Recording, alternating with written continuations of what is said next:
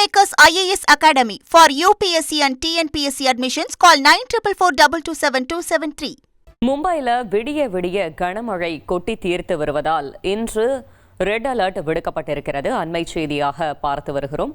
மேலும் தகவலை செய்தியாளர் ரமேஷ்குமார் வழங்கிட கேட்கலாம். ரமேஷ்குமார் வணக்கம். மும்பையின் எந்தெந்த பகுதிகளில் அதிக மழை பதிவாகி இருக்கிறது? முழு தகவலையும் சொல்லுங்க.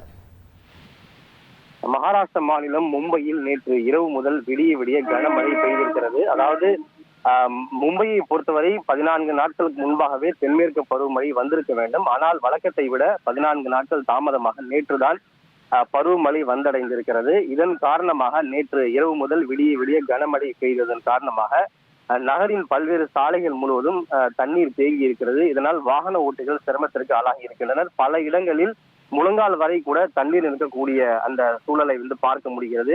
குறிப்பாக அந்தேரி பகுதியில் முழங்கால் வரை கூட தண்ணீர் நிற்கிறது.